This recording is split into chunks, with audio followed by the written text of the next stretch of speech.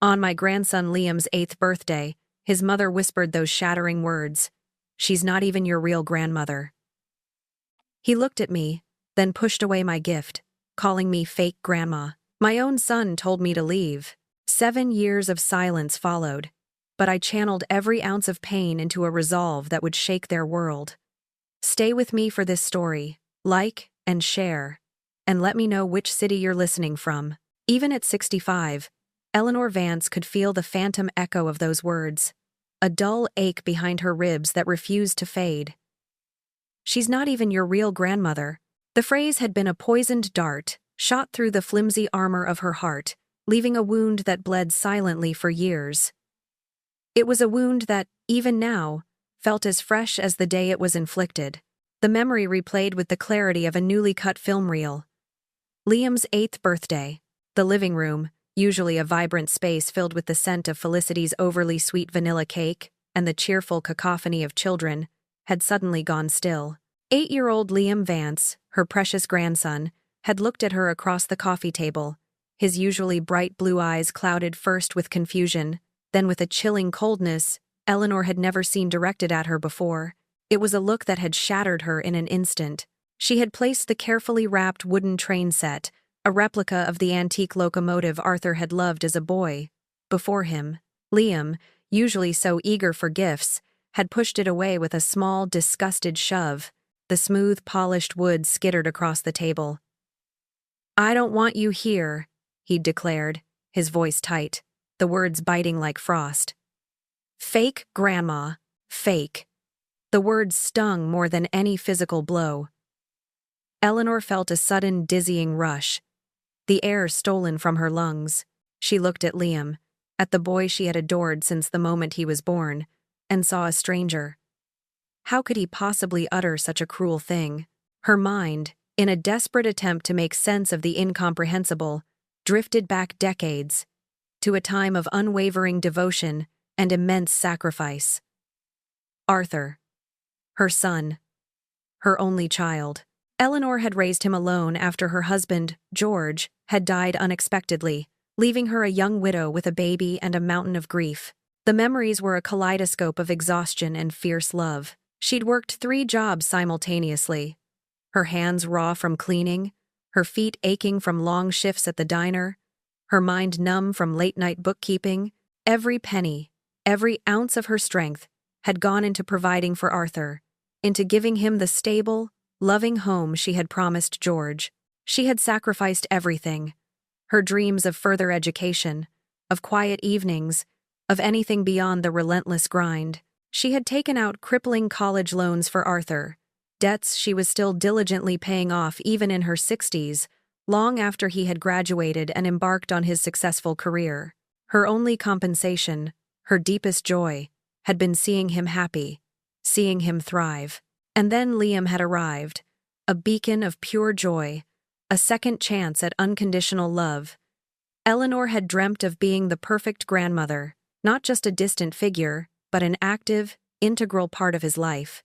She'd envisioned endless afternoons baking cookies, flour dusting her apron as Liam giggled beside her. She'd imagined attending every school play, every soccer game, her voice hoarse from cheering, her heart swelling with pride. For years, those dreams had been her reality. "Grandma Eleanor!" Liam would shout, running to her with open arms, his small body a warm, comforting weight against her. He adored her, and she him. Their bond had felt unbreakable, a sacred connection that time and circumstance could never sever. Or so she had believed. But there had always been Felicity Thorne, Arthur's wife, Liam's mother. From the start, Felicity had watched Eleanor with an unsettling intensity, her narrow eyes missing nothing, her smile rarely reaching them. Her comments were always subtle, dismissive whispers disguised as casual observations. "Oh, Eleanor, you really don't need to do so much. We have it covered." Or, "Liam spends so much time with you, he'll forget who his real family is." Eleanor had dismissed them as insecurities, as the new mother finding her footing. She had never imagined the insidious poison Felicity was actually spreading. The first real crack in her naive facade had come a few weeks before Liam's birthday. Eleanor had been helping Felicity tidy up after a family dinner when she'd overheard Felicity's hushed voice from the kitchen. "I just don't understand why she's always around. Always interfering. She's not even really his grandmother, you know? Just Arthur's mom." The words had hit Eleanor like a physical blow. She'd frozen, her hand clutching a dish towel, the blood draining from her face. It was the first time she'd understood the depth of Felicity's resentment, the ugly jealousy that had festered beneath the polite smiles. But nothing, absolutely nothing, could have prepared her for the raw, calculated cruelty that had unfolded on Liam's birthday. Eleanor now understood Felicity hadn't just been complaining on the phone. She had been actively indoctrinating Liam.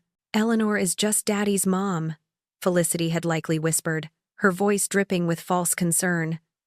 "That's different. Not like Grandma Margaret." Grandma Margaret, Felicity's own mother, who lived states away and barely saw Liam. The comparison was a dagger, designed to alienate, to confuse, to replace. And it had worked. Liam's innocent love had curdled, first into confusion, then into the bitter rejection that had scalded Eleanor's soul. Fake grandma. The words echoed endlessly in her mind. Then Arthur had walked into the room, drawn by the sudden silence.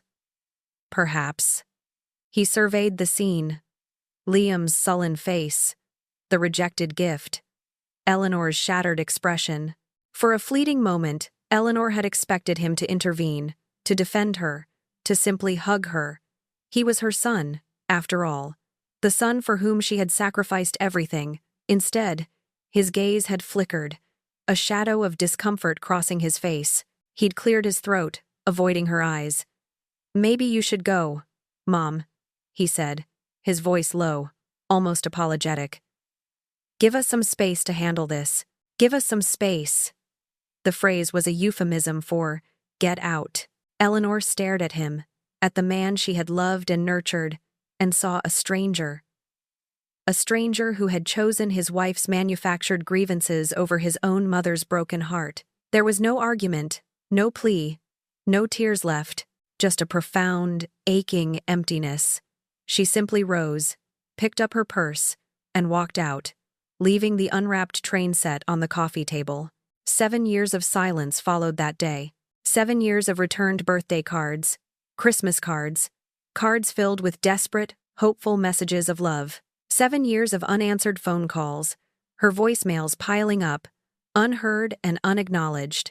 7 years of discovering she had been blocked on social media, erasing her from their digital lives as effectively as they had erased her from their physical one. Each returned envelope, each silent phone, each blocked attempt to connect, chipped away at her spirit, leaving her hollowed out, but not broken. The pain, vast and consuming, eventually transformed. It curdled into something colder, something harder. A fierce, unyielding determination. If they had taken away her role as grandmother, as mother, then she would build something else, something they could never touch, never diminish. She would not simply fade away. She would rebuild, not with sorrow, but with the cold resolve of a woman who had lost everything, and therefore had nothing left to fear. The first year after the estrangement was a blur of aching emptiness and a constant, burning shame. Every morning, Eleanor woke to a hollow space in her heart, a void where Liam's bright, innocent face used to be. The silence in her small house was deafening. She'd find herself staring at the unused rocking chair in the corner of what used to be Liam's play area, imagining his giggles, the clatter of his toy cars, the gentle pressure of his hand in hers. Tears became her unwelcome companions, staining her pillow at night, blurring her vision during the day. She mourned not just the loss of her grandson, but the perceived loss of her son, Arthur, who had chosen to stand by silently as his wife dismantled their family. The sacrifices, the love, the decades of unwavering support, all felt worthless, thrown aside like a discarded toy. It was a wound that festered, unacknowledged and unhealed. But somewhere around the 13th month, a subtle shift occurred. The well of tears began to run dry. The incessant weeping gave way to a quiet, simmering rage, a cold, hard determination that settled deep in her bones. She wasn't just sad anymore. She was angry. Angry at Felicity for her malicious deceit. Angry at Arthur for his spineless capitulation. And perhaps, most painfully, angry at herself for allowing her life to be so easily shattered by the words of others. The pain didn't vanish, but it transformed into a fuel, a scorching energy that demanded an outlet. Eleanor had been working for Mrs. Albright's cleaning service for years, a steady, if uninspiring, source of income. It was physical work, often thankless, but it kept her busy and provided a semblance of routine. As she scrubbed floors and dusted shelves, her mind, sharpened by a lifetime of practical problem-solving, began to notice things. Patterns, inefficiencies, the outdated scheduling system that often led to missed appointments. The haphazard inventory management for cleaning supplies that resulted in both shortages and overstock. The lack of any real marketing beyond faded flyers in local cafes. She saw not just problems, but opportunities. A blueprint for improvement forming in her mind. One unusually quiet Tuesday morning, Mrs. Albright, a woman whose spirit seemed as worn as her old cleaning mop, pulled Eleanor aside. "Eleanor," she sighed, her voice heavy with resignation. "I'm thinking of selling the business. My knees just aren't what they used to be. And honestly, I'm tired. I want to retire. Spend time with my grandkids." She named a figure, almost casually. $200,000. Eleanor felt a jolt. $200,000. The sum sounded astronomical, an impossible mountain to climb. She looked at her bank account, a meager $3,000 in savings, the remnants of careful budgeting and strict self-denial. Most of her disposable income still went towards those college loans for Arthur, a bitter irony she had to swallow every month. Yet, as the number echoed in her mind, something else stirred. It wasn't just the prospect of owning a business, it was the intense, visceral hunger to prove her worth, not to them, but to herself, to show that she was not fake, not disposable, not just daddy's mom. This was a chance to rebuild, to create something tangible, something that spoke of her resilience. For the next 6 months, Eleanor lived a double life. By day, she cleaned houses, still observing, still taking mental notes. By night, armed with a library card and an insatiable curiosity, she devoured everything she could find on small business ownership. She studied business loans, pored over franchise models, learned the intricacies of market analysis, and even stumbled through online tutorials on basic accounting software. Her kitchen table became her war room, littered with highlighted textbooks, scribbled notes, and complex spreadsheets she painstakingly created by hand before transcribing them into a borrowed laptop. Sleep became a luxury she rarely afforded. When she finally scheduled an appointment with a loan officer at the local bank, she felt a familiar knot of anxiety. Mr. Henderson, a man whose tailored suit seemed to scream skepticism, looked at her over his glasses. "Miss Vance," he began, his tone professional but dismissive. "You're 60 years old. No formal business degree. Minimal savings. And you want to buy a cleaning service for $200,000? The unspoken question hung heavy in the air. "Are you out of your mind?"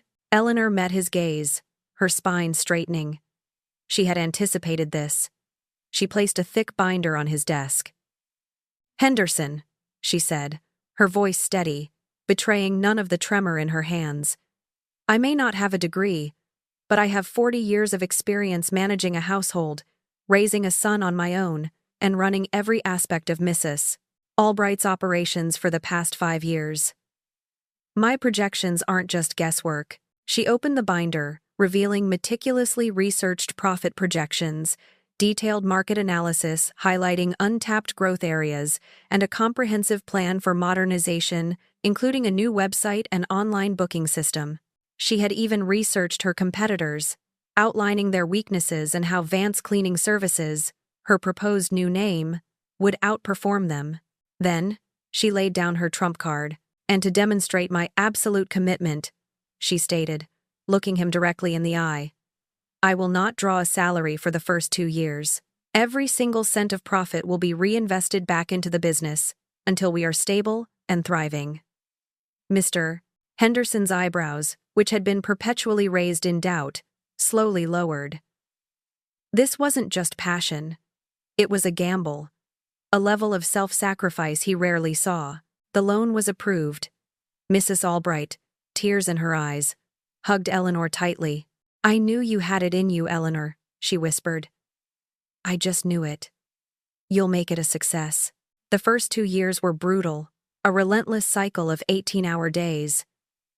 Eleanor was everywhere, doing everything. She was the chief cleaner, scrubbing toilets and vacuuming carpets. She was the administrator, answering phones and balancing ledgers, often late into the night. She was the marketing manager, learning how to build a simple website and manage social media accounts, her fingers fumbling over the unfamiliar keyboard. The physical toll was immense, her body aching, her mind perpetually exhausted. But every time she felt like giving up, a faded image would flash in her mind. Liam's bright eyes, his happy shout of, "Grandma Eleanor." She clung to a fragile hope that someday, somehow, he might understand her love, might see her not as a fake, but as the woman who had poured her entire being into providing for her family. That silent hope, a tiny ember in the vast darkness, kept her going. Vance Cleaning Services, propelled by Eleanor's tireless work ethic, unwavering reliability, and fair pricing, began to grow. Word of mouth spread, attracting new clients who appreciated the meticulous care and the personal touch Eleanor brought to every job. By year 3, she was able to hire more staff, buy new equipment, and finally pay herself a modest, but well-deserved, salary. By year 5, she owned the building that housed her bustling office, a tangible monument to her grit and determination. Eleanor's ambition, once a dormant seed, had germinated in the fertile ground of her pain, growing into a formidable force. Vance Cleaning Services was just the beginning. She saw beyond mere cleanliness. She saw the entire spectrum of property maintenance, the interconnected web of services that homeowners and businesses required. One by one, she began to acquire other small, struggling enterprises.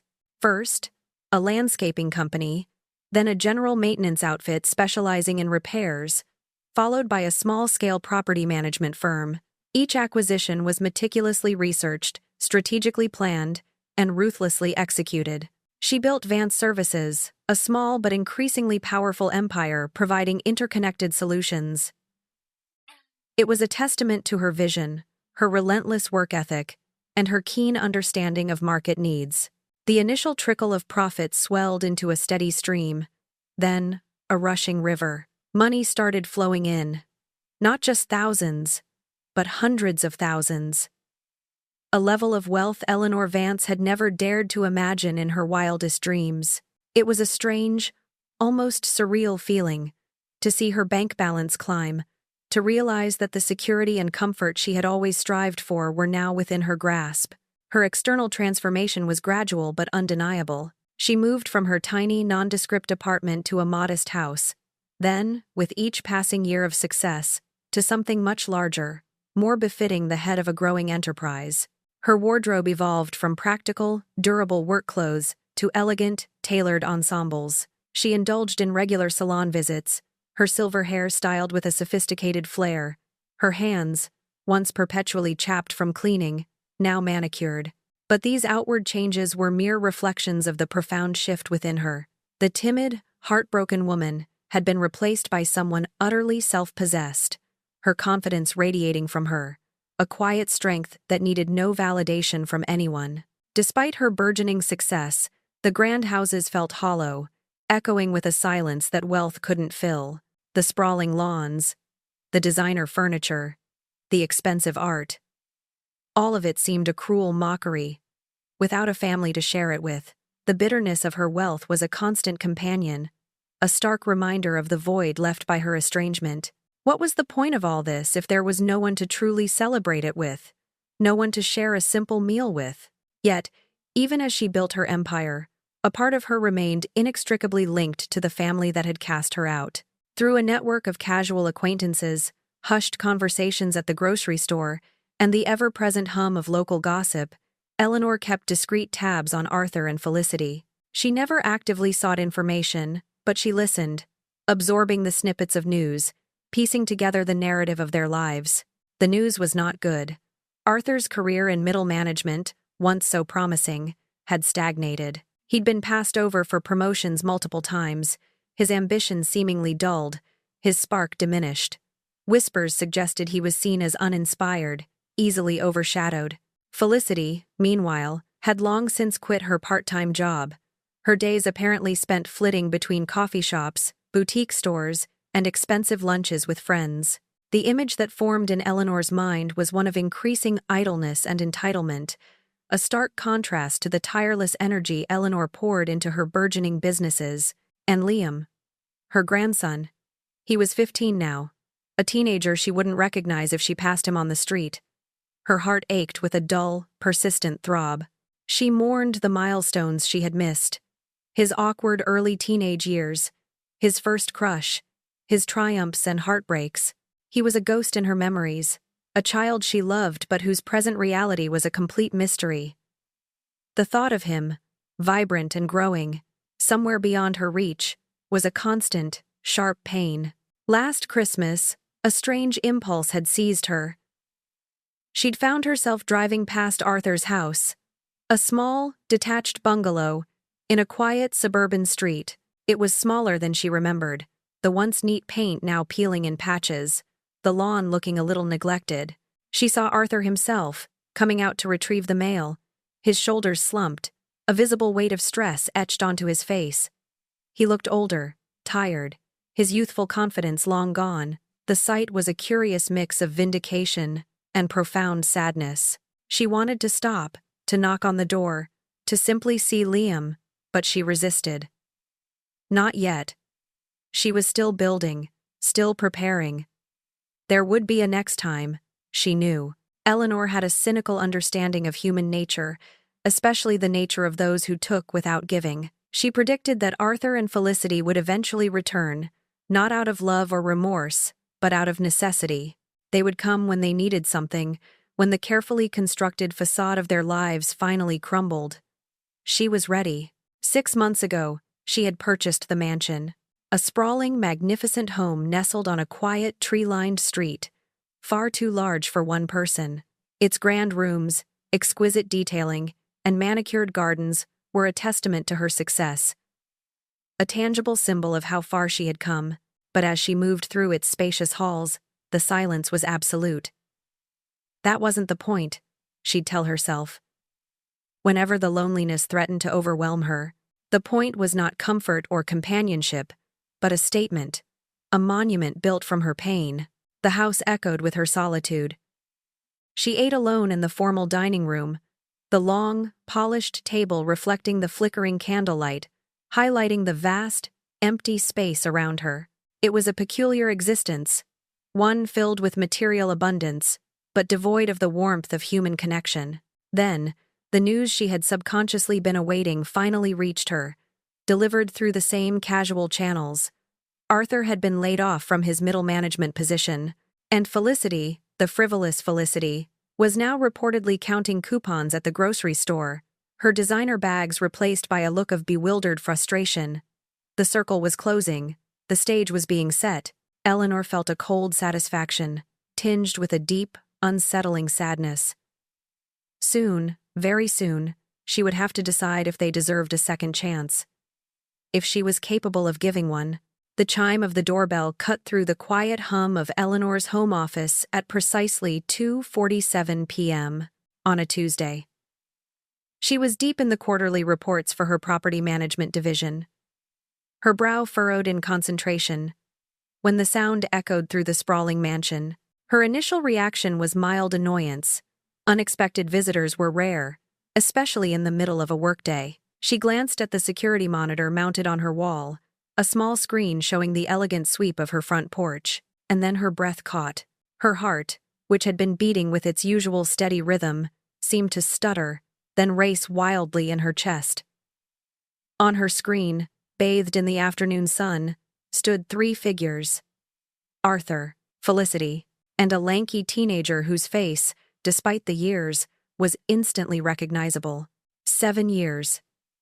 7 years of silence, of aching emptiness, of carefully constructed emotional walls.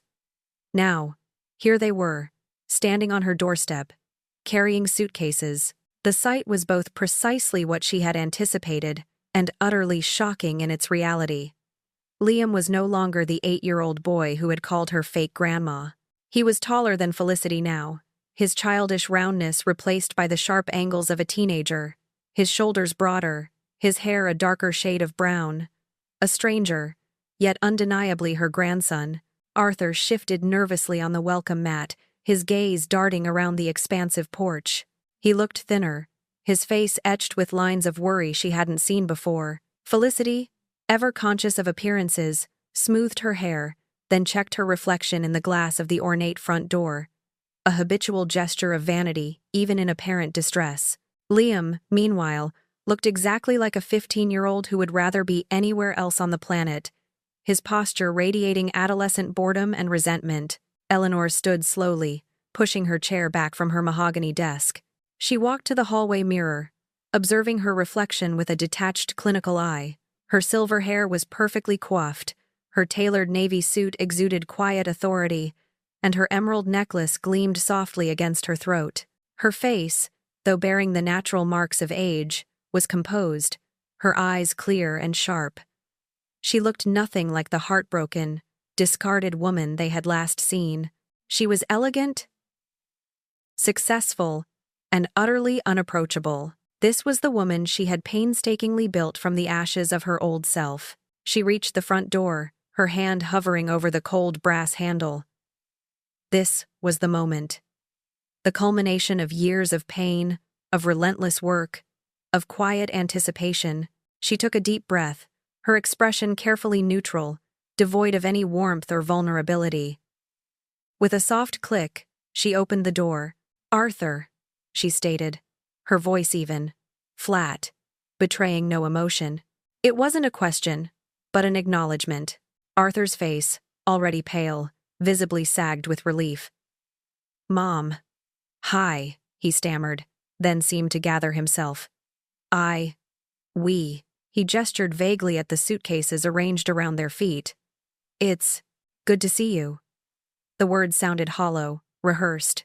Felicity, ever the actress, stepped forward with an overly bright, false smile plastered across her face. Her eyes, however, were wide with a barely concealed awe as she took in the grand foyer, the shimmering crystal chandelier, the polished marble floor.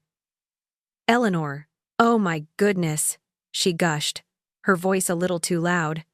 "Look at this place. And look at you. You look fantastic." Her compliment felt less like genuine admiration and more like an attempt to bridge the chasm of 7 years with flattery. Eleanor's gaze drifted to Felicity's worn designer purse, its once pristine leather now scuffed, and the faded, faintly stained jeans that looked more accustomed to casual errands than formal visits. The contrast between Felicity's attempt at glamour and the reality of her appearance was stark. Finally, Eleanor's gaze settled on Liam. Her heart gave another uncomfortable lurch. He had grown so much, yet those familiar eyes, now darkened with teenage angst, were still undeniably his. He avoided her gaze, staring instead at the intricate patterns of the marble floor. "Liam," she said softly, the name a ghost of a whisper on her lips. He mumbled something unintelligible, a low sound that might have been, "Hi." He didn't meet her eyes, didn't offer a smile, or any sign of recognition beyond a reluctant acknowledgement. The silence that followed was thick, heavy with unspoken history and unresolved pain. Arthur cleared his throat, breaking the tension. "Mom," he began again, his voice cracking slightly. "I know this is unexpected, and we really apologize for just showing up like this, but we were wondering if we could talk about maybe staying here for a while." His words hung in the air, a thinly veiled plea for shelter. Eleanor felt a strange, detached calm. This was it. The moment she had anticipated, imagined in countless scenarios, rehearsed in her mind. No anger, no tears, just a quiet sense of inevitability. "Come in," she said, her voice still flat, lacking any warmth or invitation. It was a command, not a welcome. They filed past her, their footsteps hushed on the marble. Arthur looked around, his head swiveling, eyes wide with astonishment. Felicity gasped softly, her previous composure completely forgotten. Liam, even he, paused, his teenage ennui briefly replaced by a flicker of surprise as he took in the sheer grandeur of the foyer. The house, built to impress, was certainly doing its job. "Mom," Arthur said, his voice imbued with genuine surprise as he looked at the high ceilings and elegant decor. "I had no idea you were doing so well. Your cleaning business must be really successful." He tried to smile. A weak, hopeful gesture. Eleanor allowed a faint, almost imperceptible, quirk of her lips. "I don't own a cleaning business anymore, Arthur," she corrected him, her voice holding a subtle edge that was new to him. "I own several businesses."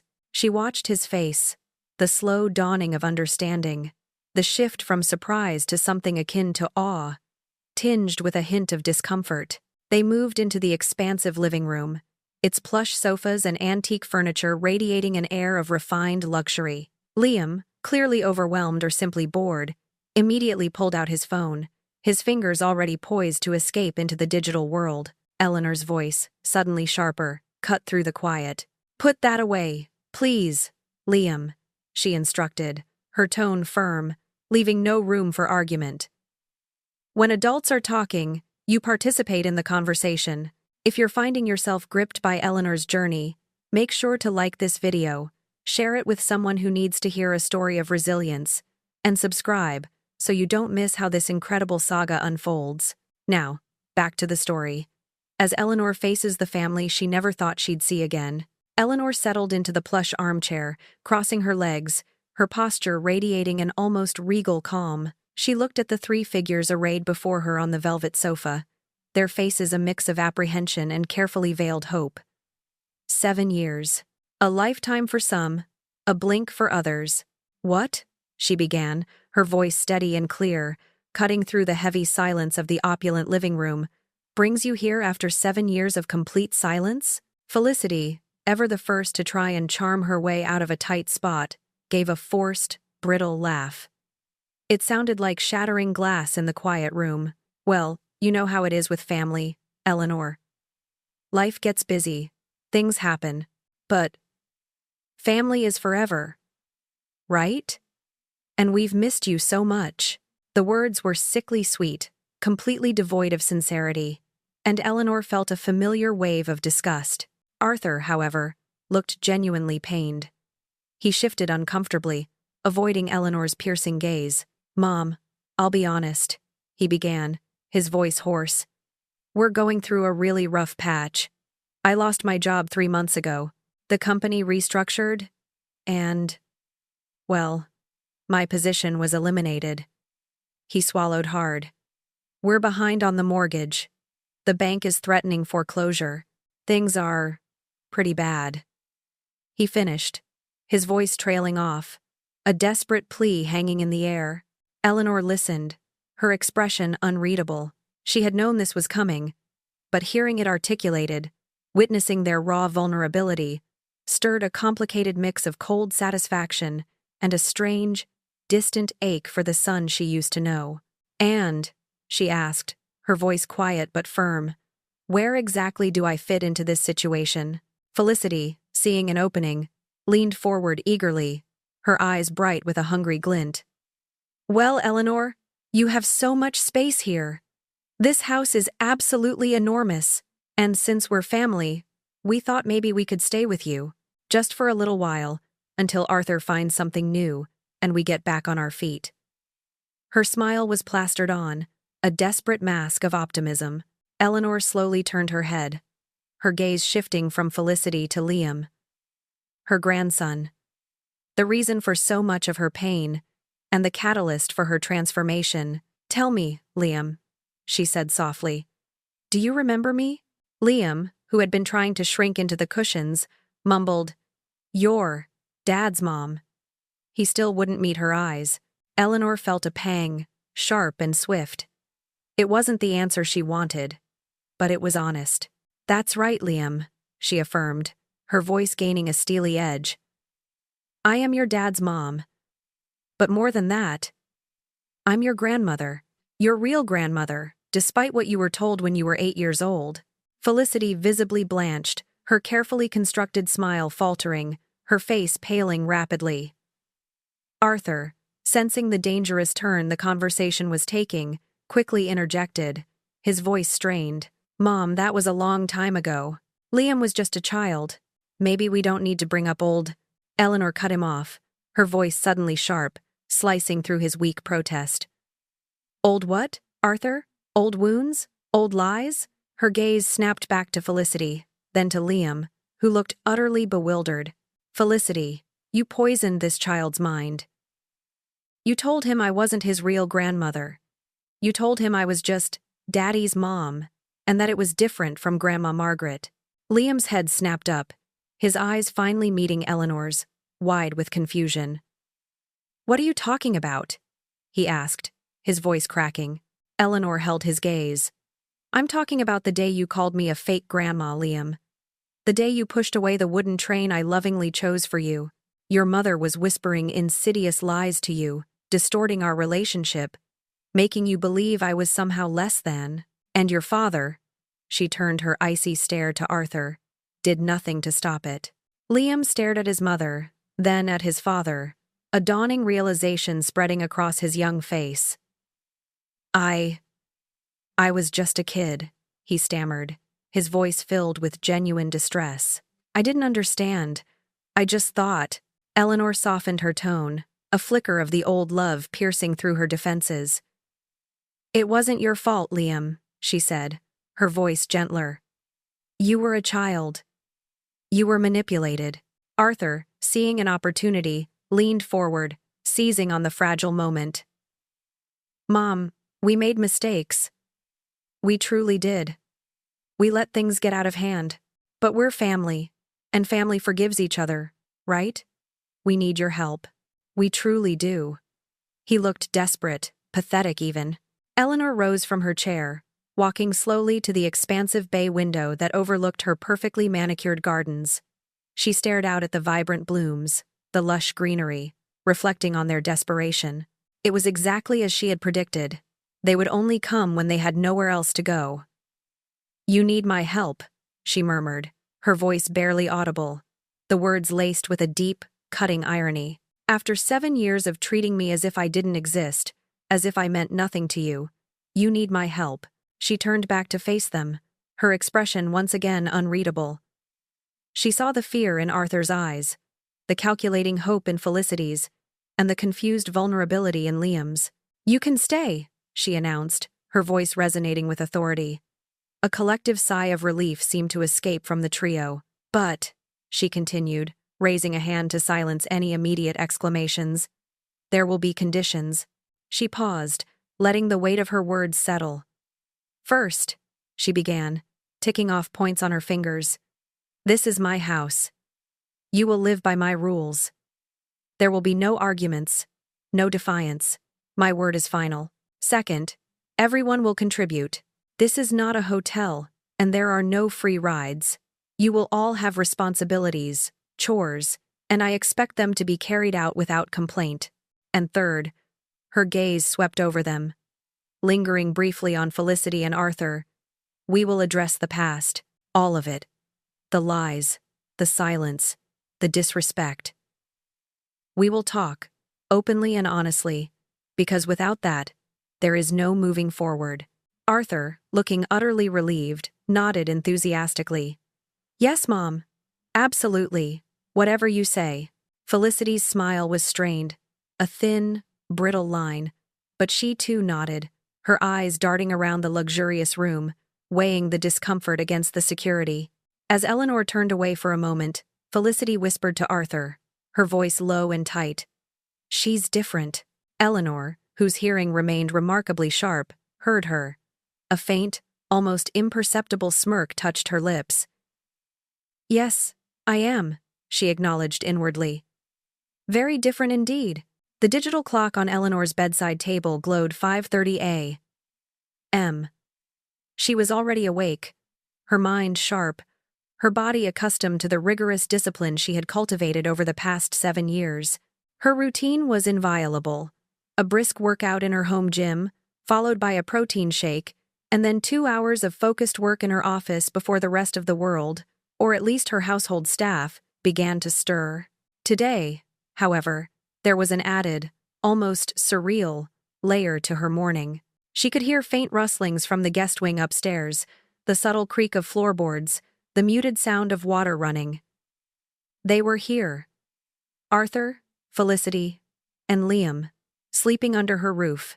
The irony was a bitter, yet potent, flavor in her mouth. At 6:30 a.m., Elena, her efficient and impeccably discreet housekeeper, arrived, her quiet presence a comforting constant. Elena, a woman in her late 50s with kind eyes and a no-nonsense demeanor, had been with Eleanor for 5 years, silently witnessing her climb to success. Eleanor met her in the sun-drenched kitchen. "Elena," she said, her voice low and calm, "we have guests staying for an indefinite period. Please prepare for longer stays. Extra linens, toiletries, that sort of thing." Elena, ever professional, simply nodded. "Of course, Miss Vance." "And, Elena," Eleanor continued, a faint, almost imperceptible smirk touching her lips, "my daughter-in-law, Felicity, will be assisting you with the household duties. You'll be training her." Elena's eyebrows, usually impassive, lifted just a fraction of an inch, a brief flicker of surprise in her kind eyes, before she quickly masked it. It was a testament to Eleanor's unwavering composure that she remained perfectly straight-faced. "As you wish, Miss Vance," Elena replied, her tone respectful, but with an underlying hint of unspoken curiosity. Eleanor met her gaze. "Thoroughly, Elena. Start with the basics. Cleaning bathrooms, doing laundry, general upkeep. I want her to understand the effort involved in maintaining a household of this size." As Elena departed to begin her tasks, Arthur appeared in the kitchen doorway, looking rumpled, his hair disheveled, and his eyes still heavy with sleep. He clutched a mug of coffee, his shoulders hunched. "Mom," he began, his voice raspy, "can we talk about yesterday? I mean, the conditions. We really appreciate you letting us stay, but I need to focus on finding a new job." Eleanor turned from the elegant coffee maker, her expression firm. "Arthur, we discussed this. The first condition is that everyone in this house contributes. That means you, too. You'll be helping with the general maintenance and yard work. Miguel, my head groundskeeper, will show you what needs to be done. There's plenty to do around a property this size." Arthur's face fell, a look of dismay replacing his sleepiness. Manual labor. It was clear the prospect was deeply unappealing to him. His hands, accustomed to the soft glow of a computer screen, were not meant for gardening tools. He visibly recoiled, but then, remembering his precarious situation, he forced a weak smile. "Of course, Mom. Whatever you need. I'm happy to help." His voice, however, lacked any conviction. Precisely at 7:58 a.m., Felicity made her grand entrance. She glided into the kitchen, dressed in a flowing silk robe that looked slightly out of place in the casual morning setting. Her hair perfectly styled, her makeup meticulously applied. She was still performing, still trying to maintain the illusion of effortless glamour. "Good morning, Eleanor," she chirped, her voice overly bright, a forced cheerfulness in her tone. "What a gorgeous kitchen. You must love cooking in here." She gestured expansively at the gleaming granite countertops and state-of-the-art appliances. Eleanor took a sip of her tea, her gaze unwavering. "I don't cook, Felicity. Elena handles all the meal preparation." She watched as Felicity's smile wavered, a hint of confusion in her eyes. "However," Eleanor continued, setting her teacup down with a delicate click, "you'll be assisting her with kitchen duties and general housekeeping. You'll also be learning the ropes of laundry and bathroom cleaning." Felicity's jaw dropped. "I'm sorry. What?" she stammered, her voice incredulous. "But I mean, I'm not really a domestic person, Eleanor. I have sensitive skin, and my nails, you know." She trailed off, gesturing vaguely at her manicured hands. Eleanor raised an eyebrow. "You never ran your own household, Felicity? Who cooked, cleaned, and managed your home before this?" Felicity sputtered. "Well, I mean, I did some of it, but mostly. Arthur paid for a cleaning service. Indeed, Eleanor said dryly. And now you're staying here as my guests, which means you will contribute to the upkeep of this home. Elena will train you. She's very patient, but also very thorough. I expect you to follow her instructions. At 8 a.m. Precisely. Liam shuffled into the kitchen, looking as rumpled and bewildered as his father had earlier. He stopped abruptly, staring at the formal place settings, the gleaming silverware, the cloth napkins, a stark contrast to the casual chaos he was likely used to. "Good morning, Liam," Eleanor said. "Take a seat." He complied, looking uncomfortable. "In this house," Eleanor began, her gaze sweeping over all three of them, "we maintain certain standards. We dress appropriately for meals, we arrive on time, and we show respect for our surroundings and each other." Her eyes lingered on Liam's phone, which he had instinctively clutched in his hand. "Your phone will be put away during meals. You will engage in conversation. After breakfast, you will be assisting Arthur with the outdoor chores." Breakfast was an awkward affair. Arthur attempted a few nostalgic anecdotes about Eleanor helping him with his homework as a boy, a thinly veiled attempt to remind her of their past bond. Felicity offered a string of forced compliments about the food, the decor, anything to deflect from her discomfort. Liam picked at his plate, muttering monosyllabic answers when directly addressed. As soon as the last crumb was eaten, Eleanor rose, her voice taking on the decisive tone of a CEO addressing her staff. "Arthur," she commanded, "you'll report to Miguel at the pool house. He'll show you the ropes of maintaining the grounds. Felicity, you'll be with Elena in the laundry room. And Liam, you'll work with your father first, then you and I will have a private conversation this afternoon." Arthur, emboldened by the prospect of a new job search, protested. "Mom, with all due respect, I really need to focus on finding employment. I should be sending out resumes, networking." Eleanor met his gaze, her eyes cold.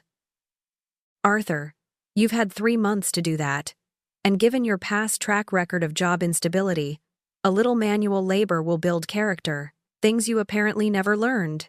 She paused, letting the sting of her words sink in. "As for networking, my contacts are extensive. If I decide to put a good word in for you, it will be when you have demonstrated a commitment to hard work and humility." Felicity tried to interject.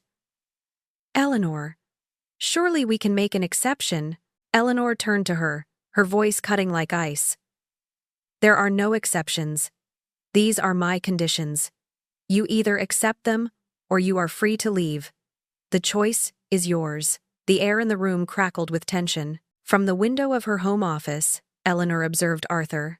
He was hunched over the edge of the sprawling pool, wielding a long-handled brush with clumsy inefficiency, attempting to scrub away some invisible grime. Miguel, her head groundskeeper, a man whose quiet competence spoke volumes, watched him with an unreadable expression.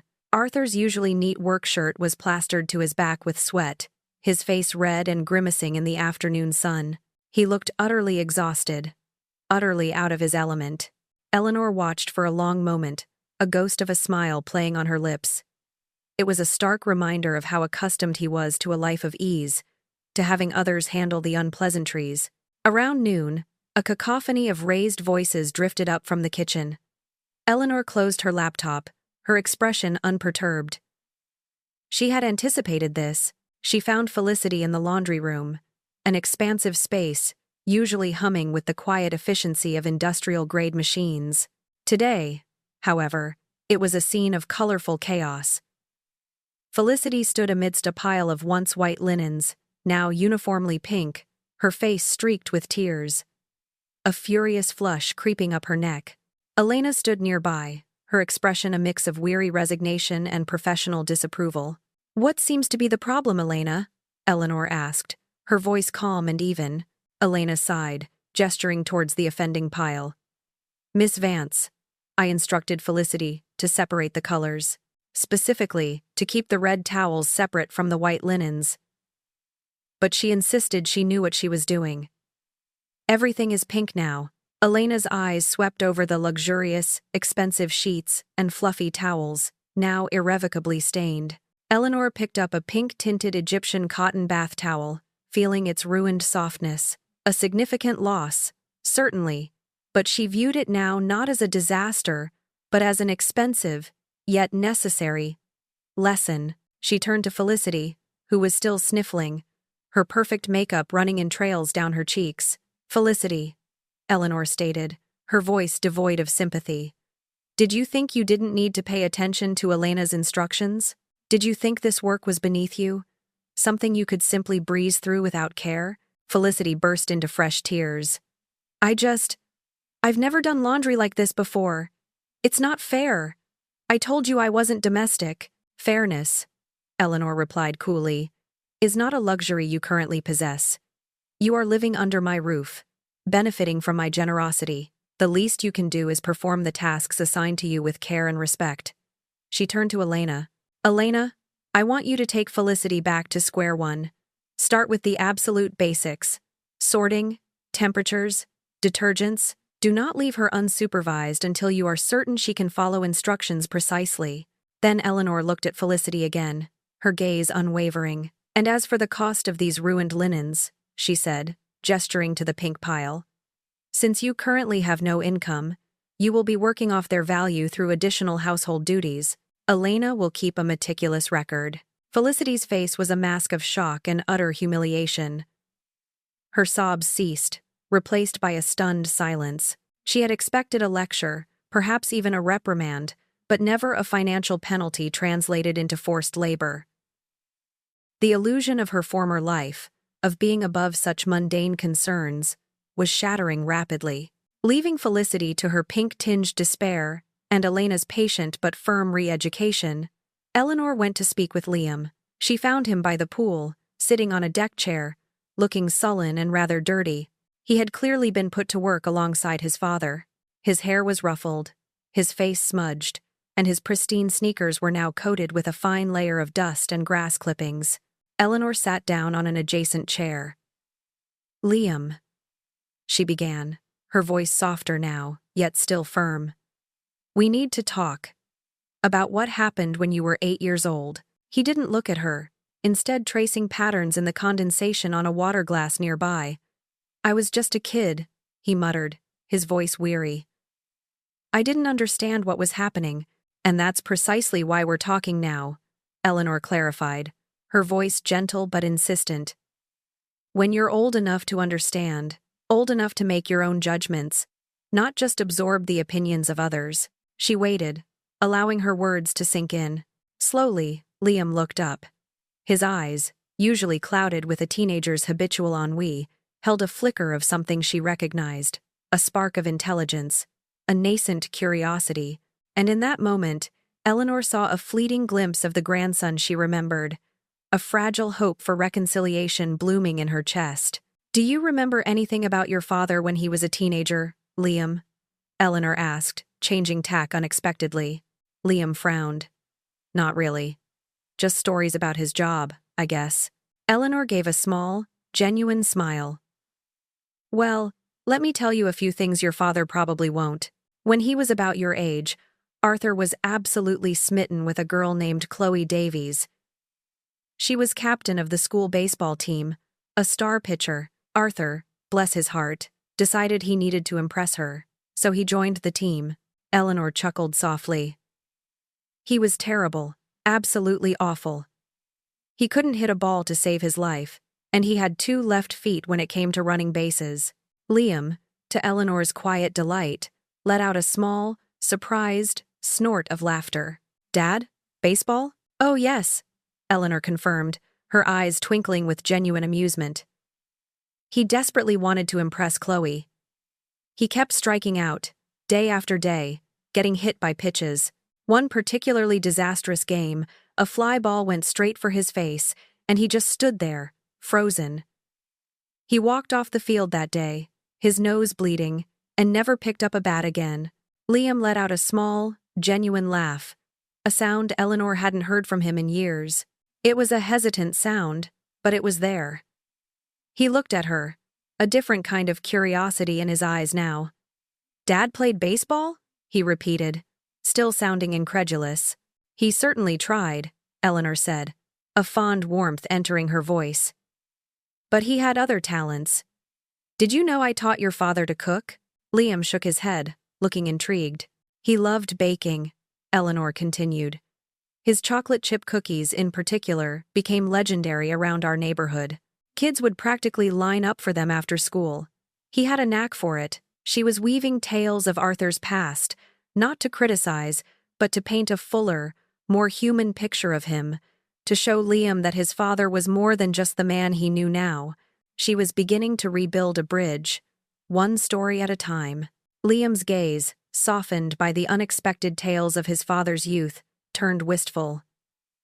He never makes cookies anymore, he noted sadly, a subtle hint of disappointment in his voice. Eleanor nodded.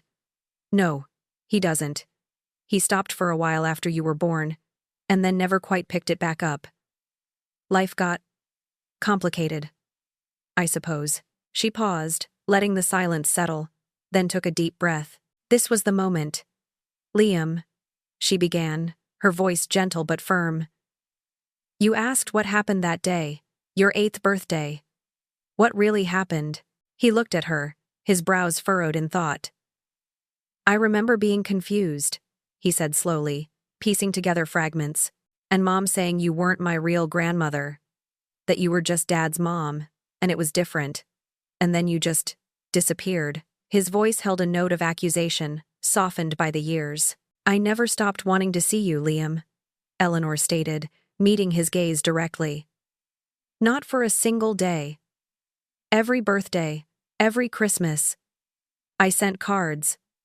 I called, but your parents returned my letters, blocked my calls. They made it very clear I was not welcome. Liam's eyes widened, a fundamental shift occurring in the story he had been told, in the reality he had accepted. But why? I mean, you're my grandmother. The confusion in his voice was raw, genuine. Eleanor reached out, gently taking his hand, a gesture she hadn't made in 7 years. His hand felt surprisingly large, yet still held a familiar softness. I held you minutes after you came into the world. I sang you lullabies every night, changed countless diapers, taught you to tie your shoelaces, patiently, hundreds of times. Your first word wasn't mama or dada. It was more. Because you always wanted more of everything, especially food. She recounted these deeply personal memories, her voice thick with emotion, each word a brushstroke painting a picture of a bond they had both forgotten. Tears welled in Liam's eyes as he listened. Memories he hadn't known he possessed stirring to life. A faint, almost imperceptible tremor ran through his hand. I don't remember any of that, he whispered, a profound sadness in his voice. You were very young, Eleanor reassured him, squeezing his hand gently. But those memories are real. They are part of who we are, you and I. They are proof. He looked at her, his eyes now brimming. Why did she say those things about you not being my real grandmother? The question was direct, laced with a new understanding of betrayal. Eleanor chose her words carefully, aiming for truth without outright vilification. Your mother, Felicity, has always struggled with her own insecurities. She wanted to be the most important woman in your life, to control your narrative. She saw me as competition, a threat to that control. In her mind, if she could diminish my role, then hers would shine brighter. Liam wiped his eyes with the back of his hand. I should have questioned it. I should have asked. His voice was filled with regret. You were a child, Liam, Eleanor reiterated, her voice firm. Children trust their parents. It was not your fault. It was the adults who failed you. He looked at her, a profound question in his gaze. Do you hate us for what we did to you? Eleanor paused, reflecting on the long, dark years. Hate is a strong word, Liam. It consumes you. I was angry, deeply hurt, and profoundly disappointed. But no, I don't hate you, and I could never hate your father, and I could never, ever, stop loving you, my grandson. At her words, a dam broke within Liam. He choked back a sob, then cried openly, the raw, uninhibited tears of a 15-year-old boy burdened by years of unspoken confusion and guilt. "I missed you," he whispered, his voice thick. Eleanor's own eyes filled with tears, a warmth spreading through her chest she hadn't felt in a very long time. "I missed you too, my darling," she whispered back, her voice catching. "Every single day." He pulled his hand from hers, then instinctively leaned into her, burying his face against her shoulder, his tears soaking the expensive fabric of her blazer. Eleanor wrapped her arms around him, holding him tightly, a silent promise in her embrace. This was it. This was the healing she had craved. After a long moment, Liam pulled back, wiping his face. Can we be a family again?" he asked, his voice fragile, hopeful. "For real this time?" Before Eleanor could fully respond, a sudden surge of angry voices erupted from inside the house, shattering their tender moment. Arthur and Felicity, their argument clearly heated, were making their presence known. Liam flinched, a practiced weariness on his face. "They fight a lot," he mumbled, looking away. Eleanor's expression hardened once more. This was not just about Liam. This was about the whole toxic dynamic. "Liam," she said, her voice resolute. "The chores, the rules, they are not just punishment. They need to learn some hard truths about responsibility, respect, and the consequences of their actions." She looked at him, her gaze unwavering. "I would like nothing more than for us to be a family again. A real one, but it has to be built on truth this time, on honesty and respect, not on lies and manipulation. Are you willing to be a part of that?" Liam looked from the house, where the voices still rose and fell in angry waves, back to Eleanor, his eyes filled with a new resolve. "Yes, Grandma," he said, the word grandma feeling like a balm to Eleanor's aching heart. "I am." Just then, Arthur stormed out of the house, his face red with fury, followed closely by a seething Felicity. "Mom, we need to talk," Arthur demanded, his voice thick with frustration. Felicity glared at him, then at Eleanor, her eyes narrowed. Eleanor calmly rose from her chair, her composure completely restored. She knew her next words, her next actions, would change everything again. The real work was just beginning. Arthur, his face red with a mixture of sunburn and fury, stalked towards Eleanor, followed by a tight-lipped, indignant Felicity. "This is insane, Mom," he blurted, his voice raw with anger. "Making us do servant work, treating us like children. We came here for help, not to be humiliated." Felicity chimed in, equally incensed. "Exactly. Elena treats me like an incompetent child. I'm not some maid, Eleanor." Eleanor raised a hand, her gaze unwavering. "Sit down, both of you." Her voice, though quiet, carried an undeniable authority that brooked no argument. They hesitated, then reluctantly slumped onto the patio chairs. Liam, who had remained by Eleanor's side, spoke up, his young voice surprisingly firm. "I want to stay. I want to hear the truth." Eleanor nodded, acknowledging his newfound courage. "Good," she said simply. She turned back to Arthur and Felicity. "You want to establish boundaries? Let's talk about boundaries." Her eyes fixed on Arthur. 7 years, Arthur. 7 years of silence. 0 phone calls. 0 birthday cards. 0 Christmas cards. 0 invitations to anything. Not a single text message. Not a single word. Until you needed something from me. Felicity tried to interject. "Eleanor, family relationships are complex. You know how it is. Things get busy." Eleanor cut her off with a sharp, dismissive gesture. "Don't you dare, Felicity. Don't you dare try to deflect this with platitudes. You systematically poisoned my grandson's mind against me. You turned my son against me. You actively dismantled my relationship with my own family out of spite and insecurity." She turned her gaze back to Arthur, her eyes cold with historical pain. "Arthur, the day of Liam's 8th birthday, when he called me fake grandma, when he pushed away my gift, what did you do?" She waited for an answer, but he remained silent, his gaze fixed on the ground. "You told me to leave," Eleanor supplied, her voice laced with bitterness. You chose your wife's manufactured grievances over your own mother, the woman who sacrificed everything for you. Arthur finally looked up, shame coloring his face. Mom, you took the easy way out, Arthur. Eleanor pressed on, her voice rising slightly. As you have done your entire adult life. Letting others make the hard decisions. Letting others clean up the messes. That's not fair, Arthur protested, jumping to his feet. Eleanor's composure finally cracked, a flash of raw emotion breaking through her stoic facade. Fair? She demanded, her voice cutting. Fair? What do you consider fair, Arthur? Is it fair that I worked 3 jobs, paid off your college loans well into my 60s, so you could have a comfortable life? Is it fair that I spent 7 years heartbroken, watching my grandson grow up through whispered gossip, while you lived your life without a single thought for me? Felicity, seeing Arthur falter, tried a new tactic. A strategic apology. Eleanor, I admit I made mistakes. I was young, insecure.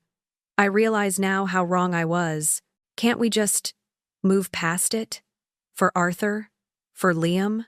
Eleanor scoffed, a sound devoid of humor. Your remorse, Felicity, rings hollow. It's born of desperation, not genuine repentance. You're sorry you got caught, not sorry for what you did. She stood, walking over to a small side table and picking up 2 manila folders. No, Felicity. I'm not happy. But I am done.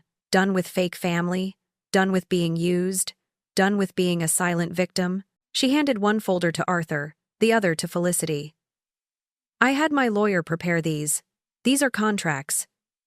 Your choices. Arthur opened his eyes scanning the document. A position at Advanced Services? He read.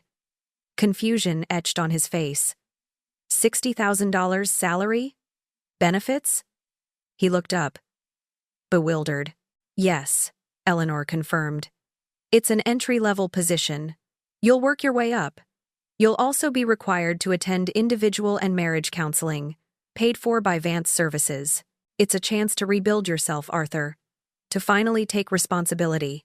Felicity, meanwhile, had opened her folder, her eyes widening in disbelief. What is this? A $50,000 lump sum payment? She whispered. Then her gaze sharpened on another clause. And an NDA? A non-disclosure agreement? She looked up, her face a mask of outrage. The NDA, Eleanor explained, her voice calm and precise, stipulates that you will not interfere with Liam's relationship with me, that you will not speak negatively about me, or any member of this family, ever again. And, she paused, her eyes locking onto Felicity's, you will publicly acknowledge your lies to our extended family, explaining the truth about your actions and apologizing for the pain you caused. Felicity's face went white. You want me to humiliate myself? She whispered, aghast. I want you to tell the truth, Felicity, Eleanor responded, her voice chillingly quiet. For once in your life. She leaned forward slightly. You have 2 weeks. Accept these terms, or you will leave this house, and my life, permanently. Liam, who had been listening intently, finally spoke up. Eleanor turned to him, her expression softening. Liam, she said, her voice filled with a profound love. You always have a choice. About your life. About who you spend your time with. About the kind of man you want to be. Arthur, still clutching his contract, began to tremble. The weight of his failures, of his mother's unwavering strength, seemed to crush him. He crumpled onto his chair, tears streaming down his face. I don't know if I can do this, Mom, he choked out. I'm not strong enough. I've always been so weak.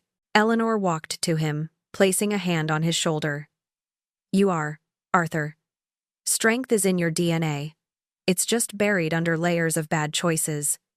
This is your chance to dig it out. Felicity, seeing Arthur's breakdown, looked frantically between the two. Arthur, what about our marriage? A marriage built on lies, Felicity, Eleanor stated. Would never have lasted anyway. This is a chance to build something real. If you choose it. Arthur looked at Eleanor, then at Liam, a flicker of hope in his tear-filled eyes. I want to try, Mom, he said, his voice raw but determined. I want to be the son you deserve to have. Eleanor turned to Liam, her heart aching with a renewed sense of purpose. And Liam, she said, her voice gentle, I want to be your grandmother again. Your real grandmother. I want to be part of your life, if you'll let me. Liam, without a word, rose and hugged Eleanor, a fierce, silent embrace that spoke volumes. It was a reconciliation years in the making, a silent promise between them. Felicity watched them for a long moment, the silence punctuated only by Arthur's sniffles. Then, with a weary sigh, she picked up her pen and, with a shaky hand, signed the NDA. She whispered, I was selfish. I know that now. I'm truly sorry. 3 months later, the aroma of freshly baked chocolate chip cookies filled Eleanor's mansion. Arthur, newly confident, stood proudly by the stove, pulling out a tray of perfectly golden brown cookies. His individual and marriage counseling was making a profound difference, and he was thriving in his entry-level position at Advanced Services, learning the business from the ground up. Felicity had kept her word, making a painful but ultimately freeing public apology to their extended family, a confession that, surprisingly, had earned her a modicum of respect and a chance to rebuild her own life. Her marriage, while still fragile, was slowly rebuilding, brick by honest brick. Liam had moved into the bedroom next to Eleanor's, a space he now filled with his own personality. His grades had improved, and he thrived on their nightly debates and Eleanor's endless supply of family stories. Elena, watching the bustling household, had commented, her eyes twinkling, The house feels full now, Miss Vance. Eleanor smiled, a genuine, radiant smile. Her empire was a success, yes. The millions in her bank account, the impressive portfolio of businesses, were a testament to her strength. But all of that was secondary to the messy, complicated, beautiful reality of a family rebuilt on choice, forgiveness, and truth. She had her family back. A new one. Based on real connection. And for Eleanor Vance, that was the greatest treasure of all.